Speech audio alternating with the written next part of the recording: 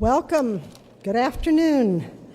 I am Joanne Lynn, and I'm very proud to say that I now serve the wonderful city of Washington, D.C.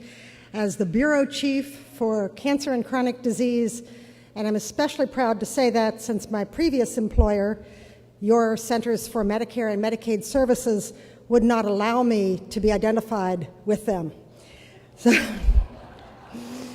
So there. Recognizing this is the last time that part of the planning committee addresses the forum, I wanted to take the opportunity to thank you all for coming and sharing your triumphs and your challenges, sharing the ways around problems and how to measure them. I hope you have as many ideas and contacts to follow up as I do. Remember that IHI is not really the organization that sits in Cambridge. It's all of us and our willingness to share and be generous with our ideas and our efforts, and to be committed to the idea that we could build a healthy community relying on a care system that is efficient and that is effective and that we can afford to have as we grow old together, echoing John Kitzhaber's words earlier. We also, of course, want to build a process of change that has us help one another whenever possible and move farther, faster than we could possibly do alone. I want to take a minute to thank all the IHI blue shirts. All of us owe them a round.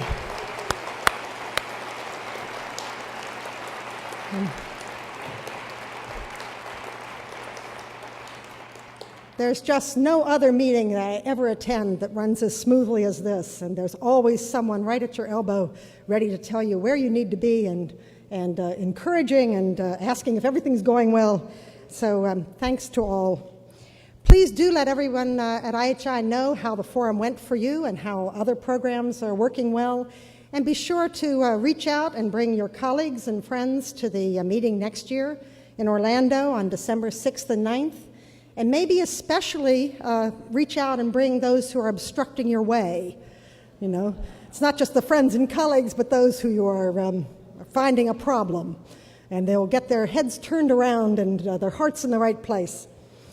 I now have the great pleasure to introduce our last plenary speaker, a very special lady. She has been the head of the health unit and the on-air health correspondent for the NewsHour with Jim Lehrer on PBS for the last decade, and while she still maintains a link with the NewsHour, she is now editor-in-chief of Health Affairs, which the Washington Post has called the nation's health policy Bible. So with that, let me introduce the chief scribe of the Health Policy Bible, Susan Dentzer.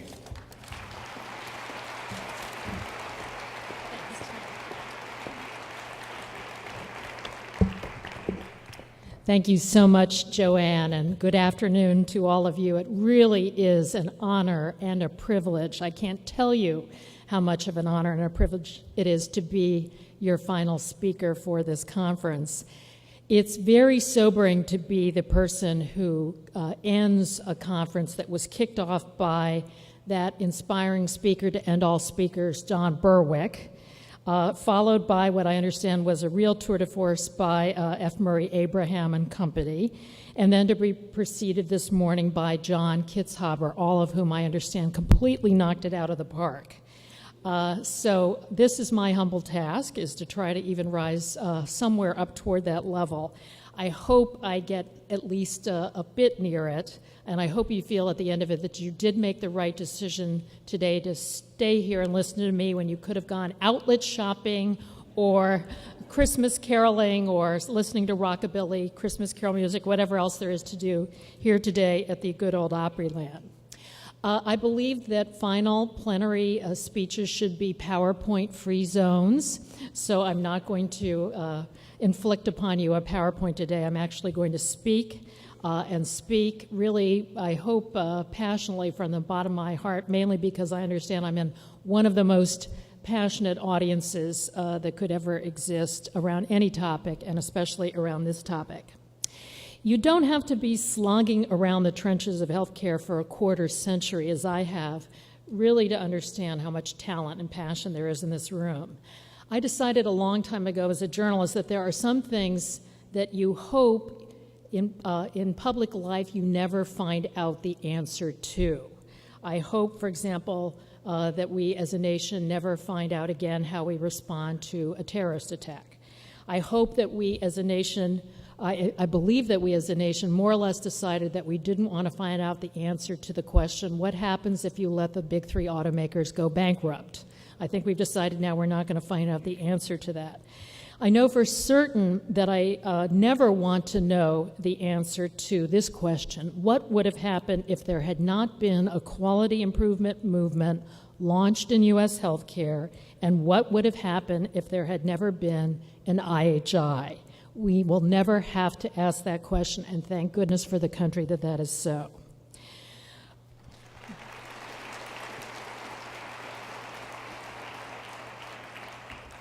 Over my 3 decades now as a journalist, first covering general business news, as I started out doing at Newsweek many years ago, then moving on to cover Wall Street as I did, then moving into general economics coverage, then healthcare economics, finally healthcare policy, and now basically almost everything to do with health and healthcare. Over that entire period, needless to say, I've covered multiple periods of boom and of bust. I've covered periods when people believed that, quite plausibly, that trees would grow to the sky. And then, of course, as the trees got higher and higher and higher, the root systems weakened, if you will, and the trees eventually fell. I've covered periods when, as the famed British financial journalist Walter Bagehot once wrote, quote, "A great many stupid people have a great deal of stupid money." I've covered many of those. Along the way, I even did a tour in international economic coverage, and I covered the economic collapse of the former Soviet Union and the Soviet economy. That was messy indeed. It was probably the most eye-opening lesson I've ever had, though, into what I would argue is the single most important understanding I've had as a journalist, which is understanding the way things truly work. It's probably a little bit like the lesson that's applicable this week to covering politics in Illinois, if I may say so. But that's just an aside. I remember some of the very important lessons I learned while covering the collapse of the former Soviet Union. There was a great old economist at the Brookings Institution in Washington named Ed Hewitt, who had been following the Soviet economy for years and had written several landmark books on the subject. I call him an old economist because at the time he seemed old to me. He was all of 50, and I was in my early 30s. My, how our perspective changes.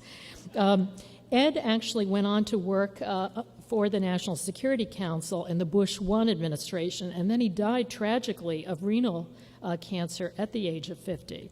But I've never forgotten some of the lessons I learned from him, and I've thought of them many, many times since, even as I've moved on into covering areas like healthcare. One of the lessons was from Ed's books about the Soviet economy.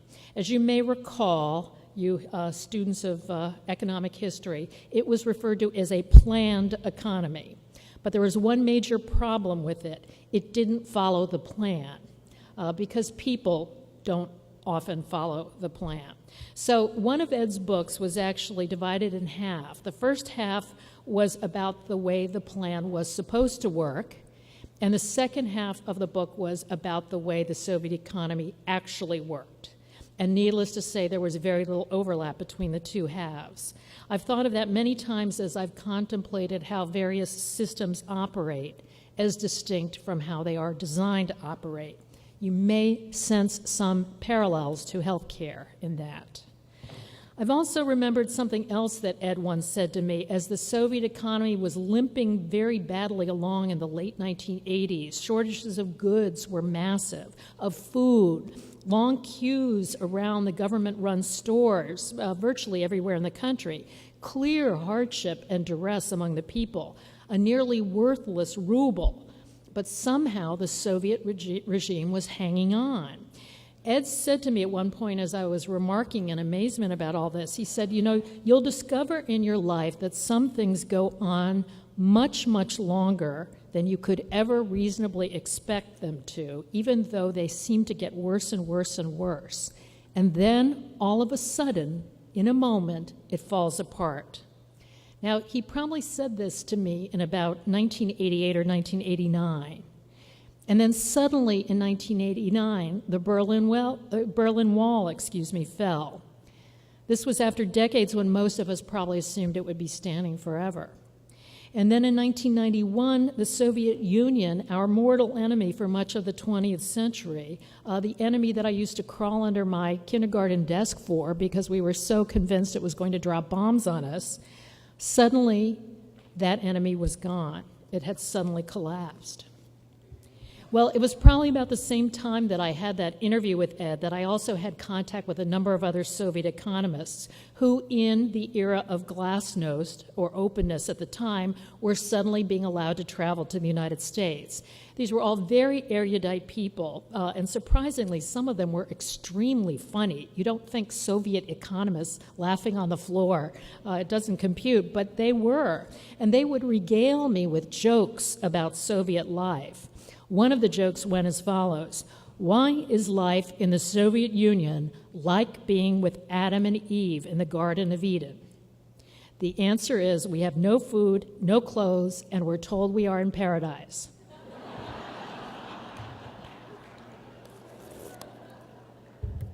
Another joke was positively mordant. This was the era of glasnost, after all, some openness, but it wasn't extreme openness.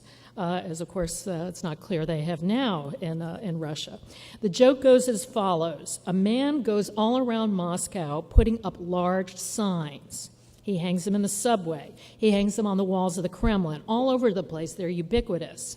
But interestingly, these large signs are big white sheets of paper that happen to be entirely blank. No words, nothing.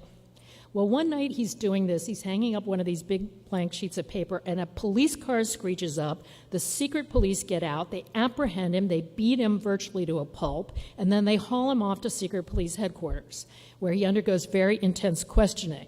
He doesn't give an inch during this intense questioning, but so eventually the chief of the secret police shows up and asks him, okay, why you hang posters with no message? And the man replies, there's no need for a message because the message is known to everyone. The message is known to everyone. Now, at this point, you're saying, okay, Dentzer, this has been really interesting to travel with you through your past in journalism, but what the heck does this have to do with healthcare? And I will respond that the message is known to everyone. Here we sit on top of a $2.5 trillion health economy, which is in turn atop an economy that, of course, is experiencing apparently the worst crisis since the Great Depression. And isn't it interesting how, invoking Ed Hewitt, things that we thought would go on forever seem to be falling apart all at once? Car companies selling fuel-inefficient cars that few people apparently want to buy, going on for years and years and years, but now seemingly suddenly falling apart. Wall Street firms that have created more wealth for the people running them than anybody could possibly have imagined, suddenly falling apart all at once. And then there's healthcare, an almost $2.5 trillion system that we know is costing far more per person than anybody else in the world is willing to pay for healthcare. And yet it isn't covering everybody or giving the best possible care to millions. Now, despite IHI's best efforts, despite your best efforts in the room, despite the 5 Million Lives campaign, which we're obviously celebrating the completion of, or at least completion of this phase of, at this conference, despite all of this, we know it isn't as safe a system as it should be, or as value-driven a system as it should be. That message is known to everyone. And in times of distress, this system that is supposed to be helping people turns out to be failing them. And it's not just health care that's failing us, it's the entire construct we've created to finance health care as well as to provide it.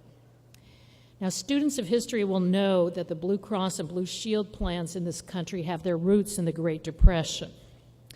It's America, after all. Capitalism drives a lot of things, so we can't be surprised to remember that although one would have thought that the system would have been created to help people get health care, in fact, it was mainly created at the instigation of the nation's doctors and hospitals, who were mainly worried about the fact that the patients in the Great Depression were not able to pay their bills. So health insurance as a form of provider income maintenance was born at that time. Silly us, we thought it was about getting people health care. But that was the plan as it was supposed to work. Now we fast forward nearly 70 years to today. Maybe some of you read Robert Pear's story in the New York Times last Sunday about the collapse of a cookie factory in central Ohio and the impact on 275 workers at the factory who are now without jobs. One of them is Starla Darling, age 27. Now, isn't that right out of a Frank Capra movie, Starla Darling? Truth is often better than fiction. Here's what happened to the hero of our story, Starla Darling.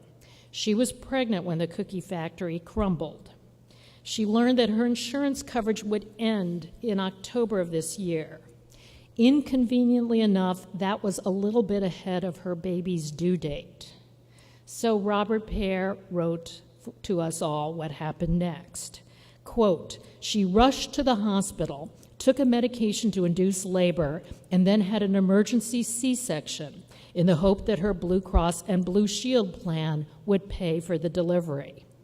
Quote, I was determined that we were getting this baby out and it was going to be paid for, said Ms. Darling, who was interviewed at home as she cradled the infant in her arms." Robert continues, "As it turned out, the insurance company denied her claim, leaving Ms. Darling with more than $17,000 in medical bills. So it seems unlikely that the hospital where Ms. Darling had her baby will get paid. It's unlikely that Ms. Darling will have the money to pay. Who knows if she'll get a job again anytime soon in depressed Ohio? Who knows if she'll get health coverage again? Oh, and by the way, did you hear that insurance company that stiffed her in her hospital? Blue Cross. Now, I think there are plenty of people in this room at Blues Plans who are thinking the same thing I'm thinking, which is that this isn't right. The plan isn't working the way the plan was supposed to work, and it's because the system that we've created, the last half of the book doesn't match the first half of the book. This is not the way things were supposed to work. Now, many of you are probably thinking that things are about to get very, very different. We have a new administration arriving in Washington with a candidate who promised during his campaign to head the country in the direction of universal health coverage. We have town meetings now being scheduled to let the public air their grievances about health care and their ideas for reform. We have members of Congress heading key committees already talking about their own plans. For example, we have Senator Baucus and Senator Kennedy on different committees vowing to work together to come up with a common plan out of the Senate. And we have advisors to President-elect Obama asserting that notwithstanding our likely trillion-dollar budget deficit in fiscal 2009, notwithstanding our current economic maladies, we must fix health care and health coverage, and expressing every intention of moving forward once the new president takes office. Well, I hope so, and I hope they're right. And I hope that, as people are saying now, in crisis there is opportunity, and I hope we do find the opportunity to create a new system of health coverage for all. And I hope the plan we create this time is a plan that really works the way it was designed to work. I was pregnant with my own first child during the Clinton health reforms, and one of the reformers and I actually have become fairly friendly. Yes, this does happen in journalism. Sometimes you actually get to like your sources. This person was a very caring person, and she asked me to call her and let her know when the baby was born. So right on the eve of the collapse of the Clinton health plan, our little Willie did arrive, and so I called her and I left her a message that the baby was in fact here, and that he looked forward to seeing universal coverage in his lifetime in America. Well, he's 14 years old, going on 15. He's still waiting, and we're all still waiting. Even though I'm hoping to be pleasantly surprised by the passage of a plan that leads us toward universal coverage, I find myself much less optimistic about a lot else happening in U.S. health care anytime soon. Sometimes I remind myself of another joke I once heard about the Soviet economy. The joke went as follows. This was, again, from the late 80s when things were looking really, really bad. The joke said, in the Soviet Union, there are only two types of economists, the optimists and the pessimists. The pessimists think things could not possibly get any worse than they are. The optimists think, oh no, things could definitely get much, much worse. Sometimes I think I'm a Soviet-style optimist about U.S. health care, in that I think things can and indeed probably will get much worse than they are. This is frustrating to me, and it creates a sense of cognitive dissonance because I really am a very optimistic person by nature. Some of you may have read the study that was just published by Nick Christakis at Harvard and Jim Fowler that basically said optimism goes in networks, social networks. You know, if you're around optimistic people, you're optimistic and vice versa. It's catching. That's me. I like to think of myself as optimistic. I always admired Ronald Reagan's line about how he was like the little boy who, if he saw a huge pile of manure somewhere, he got all excited because he was sure there was a pony inside it. And if you sit where I sit at the helm of health affairs, you see plenty of manure. This is not a comment about the great research and the distinguished authors we publish. This is a comment about what they're writing about. It's a comment about the subject matter of U.S. health care and health delivery and health financing. Uwe Reinhardt at Princeton, who is probably the MVP of health economists in America, has written for us about what he calls Alfred E. Newman's inflexible law of U.S. health care. Here's where I have to stop and explain who Alfred E. Newman was to many people and what Mad Magazine was. And in a couple years, I'll have to explain to people what a magazine was. So far, though, I think enough of you know Alfred E. Newman to know why this is a funny reference. I won't have to footnote it for you. Alfred E. Newman's inflexible law of U.S. health care, as rendered by Uwe Reinhardt, is that $1 of somebody's health spending is $1 of somebody's health care income. So anytime we talk about ratcheting down health spending, we're going to run into a buzzsaw because somebody's income is involved. And so our recent medical technology issue at Health Affairs, just published in November, focused on, among other things, the seemingly unstoppable rise in medical imaging and the curious coincidence that much of this seems linked to physicians installing CT scanners in their own offices. Who would have thought? Or the medical device industry and the Soviet-style practice of banning hospitals and other large purchasers who buy devices from these device manufacturers, barring them from discussing with anybody the prices they receive on bulk purchases of devices, lest they disclose the fact that they got a good deal and prompt other greedy purchasers to want the same. Welcome to U.S. healthcare. Or in Health Affairs, you can read the analysis of Mike Chernow and colleagues from Harvard, who published an article several years ago looking at the long-term affordability of health care in America. Now, health spending, as you know, has been rising, roughly speaking, at about 6 to 7% a year overall, and that's about 2 percentage points faster than real growth in per capita GDP.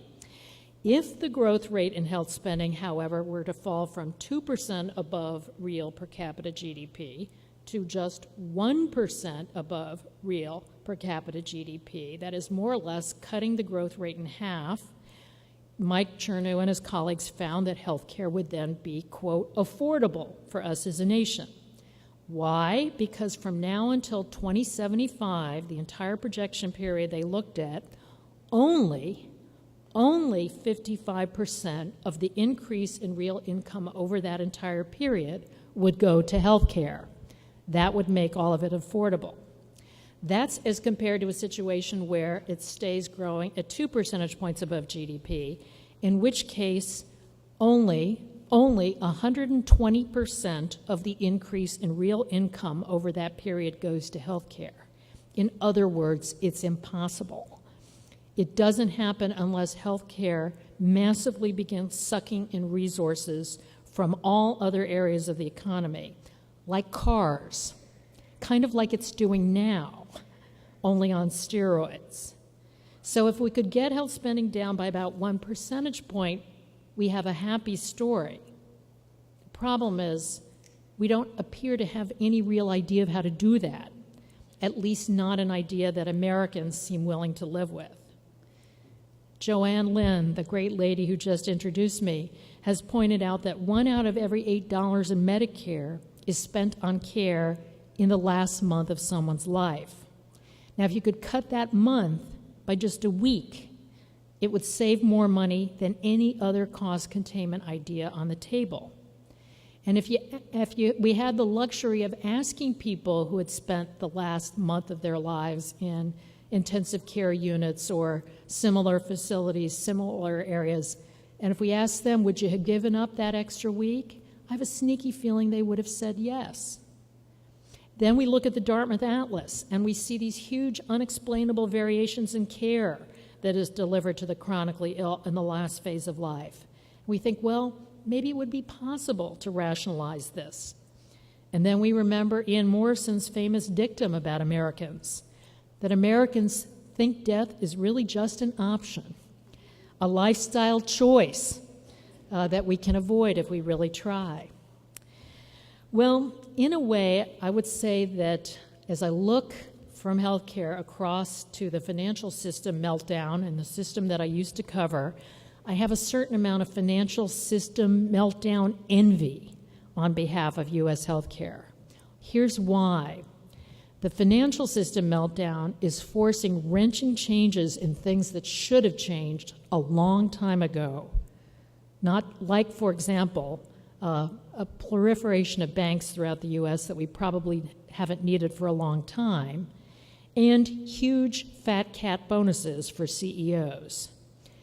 The meltdown has been one of the ultimate in action-forcing mechanisms that's forced things that seemed as if they could go on forever when they have no reason to, force them to fall apart all at once. I'm not so sure we have an action-forcing mechanism at hand that's going to force U.S. healthcare to get a whole lot more cost-effective, a whole lot safer, a whole lot more patient-focused, and produce a whole lot more real value for all of us than it's doing right now. I sometimes can't see my way clear to the action-forcing mechanism that would really force all of the established interests in the system, the people whom we politely call stakeholders, to change. And beyond healthcare, I worry about the nation's health. We know from decades of research that most of our health status is not, in fact, determined by the health care we receive, but by the so-called social and economic determinants of health. What income level of the family we were born into and raised by? What income level did we attain as adults? Where did we grow up? Did it happen to be in a slum or a nice suburb or next to a toxic waste dump? We know that if we're better educated and have higher incomes, we're more likely to be healthy and to maintain our health because we engage in healthy behaviors. And we can see that much of the country is not going in that direction. It's going in the wrong direction. A study by researchers at the Bloomberg School of Public Health at Johns Hopkins and at ARC and at the University of Pennsylvania School of Medicine that was published last summer in the online issue of the journal Obesity projected that if the current gains in weight and obesity continue, an estimated 86% of adult Americans, almost 9 out of every 10 of us, will be close to being obese or obese by 2030. In today's dollars, the increase in real spending related to that rise would approach $1 trillion a year. Some things that can't go on forever have to stop. What mechanism do we have to rein that one in? We also know that recent decades have brought us unbelievable and seemingly unstoppable trends of widening income disparities. The top of the income distribution is pulling further and further away from the middle, and the middle is pulling away from the bottom.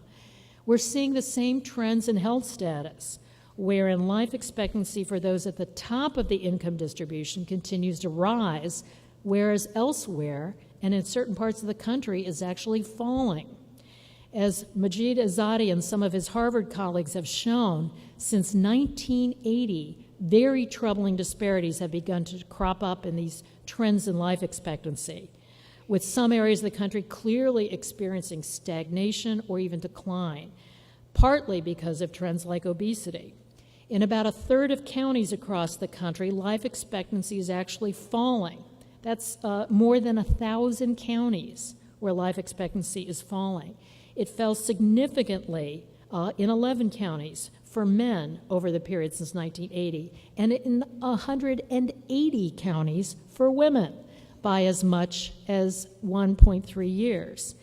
Now, the drop appears to stem from a halt in the declining rate of deaths from cardiovascular disease, coupled with a moderate rise in lung cancer, chronic lung disease, and diabetes.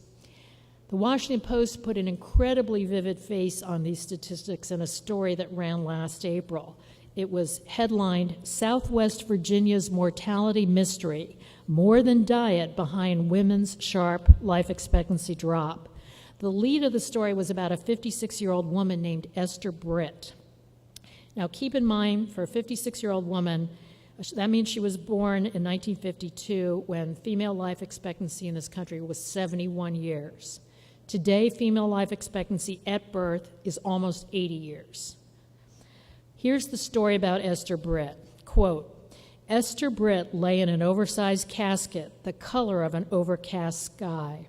She wasn't always so heavy, but relatives say a string of illnesses and unhealthy choices pushed her weight past 350 pounds and led her here Wednesday afternoon, lying at age 56 in Stevens Funeral Home. Britt had suffered from gallbladder disease, a degenerative disc in her back, bursitis in a shoulder, arthritis in another shoulder, carpal tunnel syndrome, a hiatal hernia, and diabetes. She smoked a pack and a half of cigarettes a day and ate as much as she wanted," her relatives said. In other words, she was a walking public health disaster in one of the poorer counties of the United States. She even had health insurance. You might say, as some would, that she had no sense of personal responsibility. You might also say that there was no public health system that had a sense of personal responsibility for her either. So Esther Britt lost an average of 15 years of her life, or maybe even close to 25 years of her life, depending on your life expectancy benchmark. In the one place in the U.S. Where she was born, where the pain has been felt the worst. But she has thousands of sisters and brothers like her just across this great country, as we all know. This trend of declining life expectancy in certain parts of America is the kind of trend that isn't usually associated with high-income countries like ours. It happens to be exactly what happened after the fall of the Soviet Union, though, when the health and social networks that had once tied together Eastern Europe fell apart. So I look around and I can't quite see on the horizon the action-forcing mechanism that forces us really to take action and to stop this trend. And the only action-forcing mechanism that seems to have checked this underlying trend in widening income distribution appears to be the fact that we're now heading into this worst period of economic decline since the Great Depression.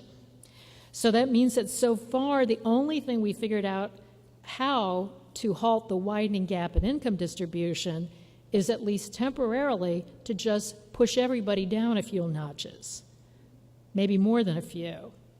And heaven knows what will happen to the trend of widening income distribution when the economy recovers and starts growing again, as surely it will. So you can see that I can talk myself into feeling rather gloomy, but then given my inherent nature as an optimist, I do become upbeat again. I would call myself an American-style optimist. I'm the one who agrees with that famous line from Winston Churchill, who once said that Americans always do the right thing after they've exhausted all the other alternatives. Like Ronald Reagan, I see amid the manure signs of ponies that must be everywhere. I see them when I come to IHI conferences and I read about the case studies of those of you who have done some really extraordinary things, like innovating in the rapid response realm or like preventing cases of ventilator-associated pneumonia. I actually did a story on that for the NewsHour while I was still there. I went out to Community Hospital East in Indianapolis, which at the time had gone, I think it was a full year or close to it, without a case of VAP. And I have just heard today, as I sat in on a lunch that some of the mentor hospitals had that were involved in the 5 Million Lives campaign, I heard that there are now 65 hospitals in the campaign, now that it's come to its conclusion, that have gone a full year without a case of VAP or VAP. As I say, I did this story. I went out and interviewed people who were involved in this effort at Community Hospital East. I know firsthand now how much hard, careful, mind-numbingly detailed work goes into delivering reliable systems like that. It sounds so simple, but it's not. Doing the right thing for the right patient at the right time in a very, very complex operating environment over and over and over again is hard. It means having a plan at the front of the book that matches the plan at the back of the book. And most of you who have prevented all these cases of VAP or achieved any of the other goals of the 5 Million Lives campaign did so not because you earned more money in some pay-for-performance scheme. You did it because it was the right thing to do. And I can almost hear you neighing right now because you are my ponies. You are the people who give us all reason to go on. I see ponies all the time galloping across the pages of Health Affairs, too, along with the gloom and doom. I read, for example, the great David Lawrence, formerly of Kaiser Permanente, writing about reorganizing healthcare around the concept of care platforms designed to deliver consistently reliable, lower-cost care with accountability for individuals and for the entire system, and constant R&D to improve the design. Now, I'll know this concept has really hit the big time when I turn on my television set someday, and instead of seeing House with that really gorgeous Hugh Laurie, I don't see that. I see a show not called House, but a show called Care Platforms. And instead of being organized like House is around 5 doctors who seem to deliver every aspect of care for every patient at the fictitious Princeton Plainsboro Hospital, even doing and processing their own lab tests and imaging, doing their own autopsies, or rather the autopsies of their own patients. They'll probably do their own autopsies in some episode in the future. My favorite one was where they sneaked into a cemetery to dig up a body so they could do their own post-mortem. It's just great television. Well, instead of that, we'd have a show called Care Platforms, where sane groups of providers would share responsibilities broadly across a cooperative team and deliver the right care to the right patient at the right time. Doesn't that sound exciting? Maybe this is why I'm not in television full-time anymore. Well, whether that would amount to exciting television or not, we know that happily enough, concepts like this are already rolling out in places like Duke University Medical Center's Congestive Heart Failure Clinic, which, as David Lawrence noted in his piece for us, has a system where, for example, a cardiologist and a nurse practitioner undertake an initial evaluation of a patient. After that, the nurse practitioners use standardized protocols to manage patients' medications, to coach them in self-care, to undertake phone outreach for them, to coordinate occasional visits. There are dietitians who teach culturally appropriate eating to all the patients. They pay special attention to local foods that people can use. Duke also coaches lay community members to teach patients how to shop for healthy and affordable food. What a concept that people sometimes learn best from not from the people in white coats, from the people who look just like them. What an idea. It underscores one of the really obvious things to me about system improvement, which is that sometimes the problem is the truly obvious things aren't done. The message is known to everyone, but nobody acts on it. Everybody just ignores it because of all the other messages that are flying around and screwing up our heads. I see ponies in a forthcoming issue on chronic disease and chronic care that we have coming out in January.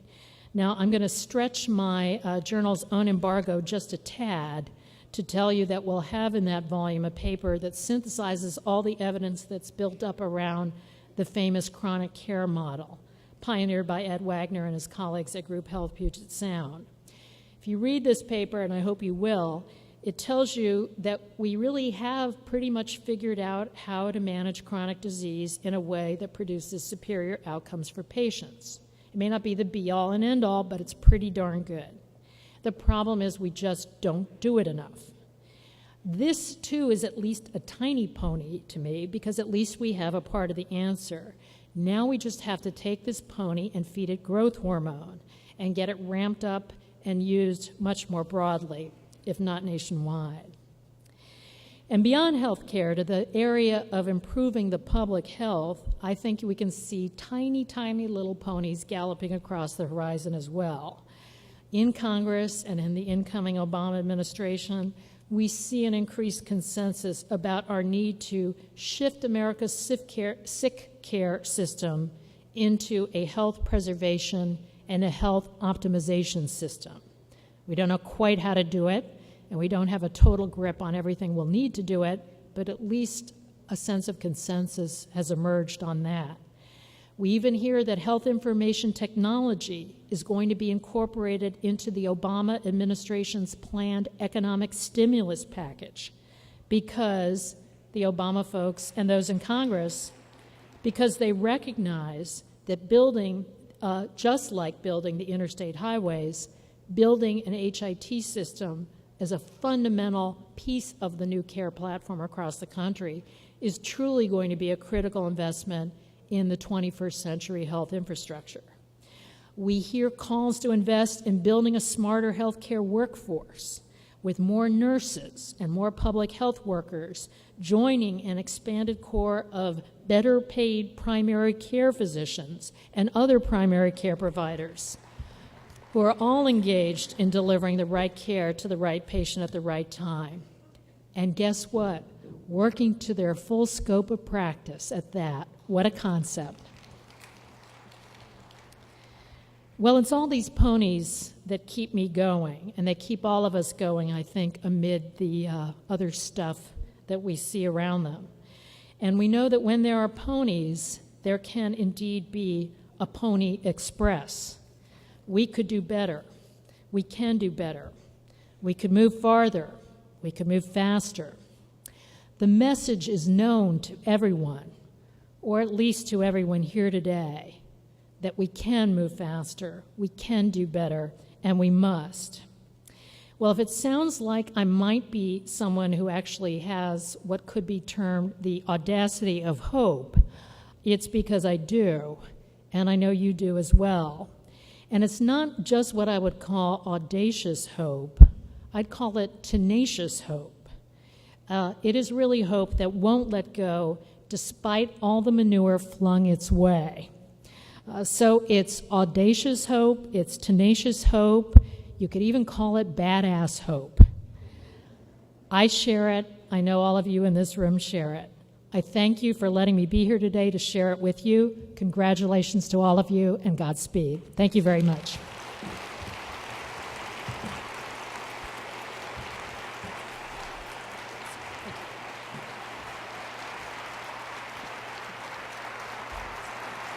Thanks, Susan.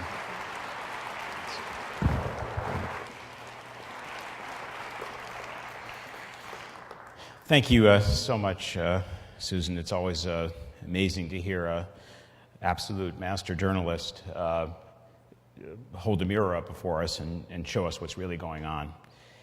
It's my pleasant and but somewhat bittersweet task to bid you adieu now and wish you well. I want to close by thanking again the IHI colleagues of mine who made this meeting possible. Especially, I want to mention Emily Kreitz and Jenna Ward, who took responsibility for seeing that this meeting went right. They did a spectacular job.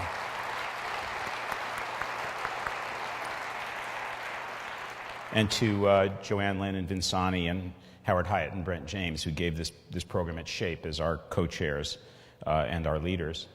I'll make a few comments in closing. I'll be really brief, I promise.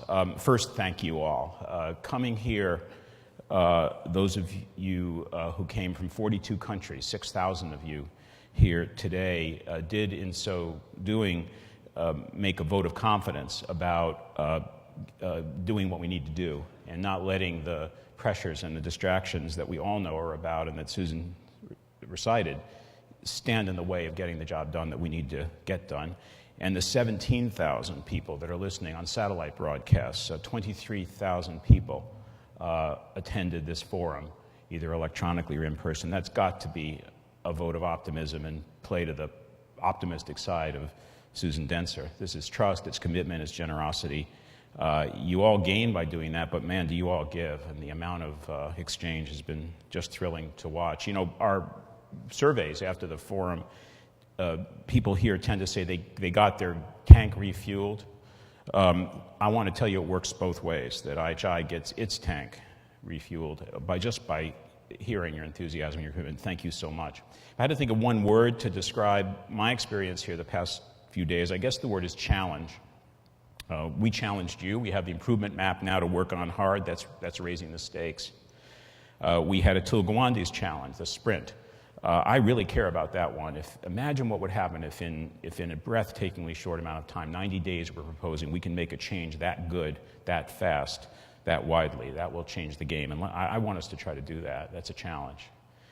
From the play that Bob Brustein so ably put together, holding a mirror up to nature, as is said in Hamlet, it was hard-hitting. It was honest. There were understandings and misunderstandings, but that is how we're seen. And we have the challenge of seeing ourselves as others see us and knowing what to do with that information, affirming sometimes, questioning sometimes, but always informative. John Kitzhaber's challenge was as eloquent as any I've ever heard. I think it amounts to deciding what we want.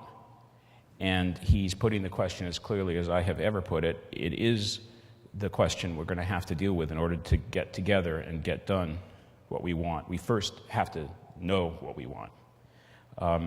John invited a flood of ideas at the end by posting his website. We in IHI would like to help him get those ideas, and so through our website, I'm going to ask that we act as a hub so you can shunt your ideas, all 23,000 of you, to John, and let's keep him up a few nights with all that input. Susan Dentzer, with the steely honesty of a world-class journalist, told us what is going on, and then she expressed her optimism and her hope.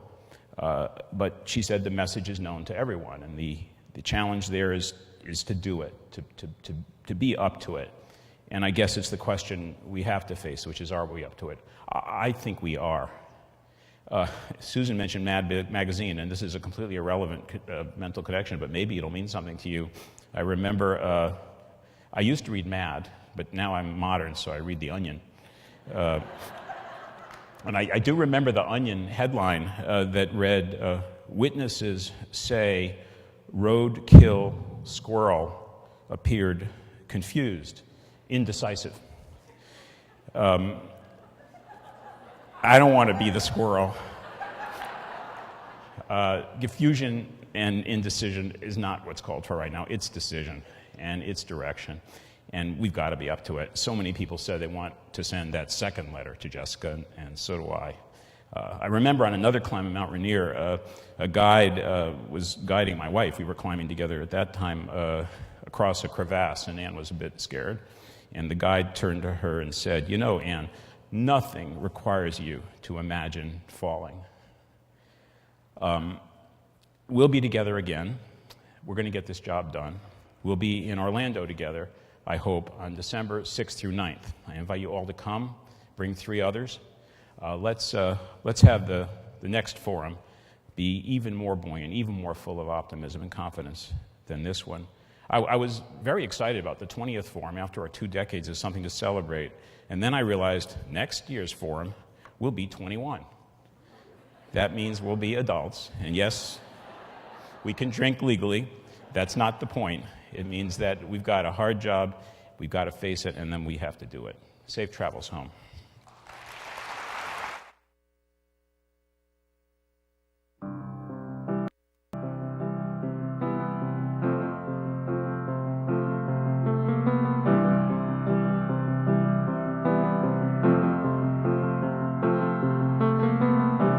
Imagine there's no heaven. It's easy if you try. No hell below us. Above us only sky.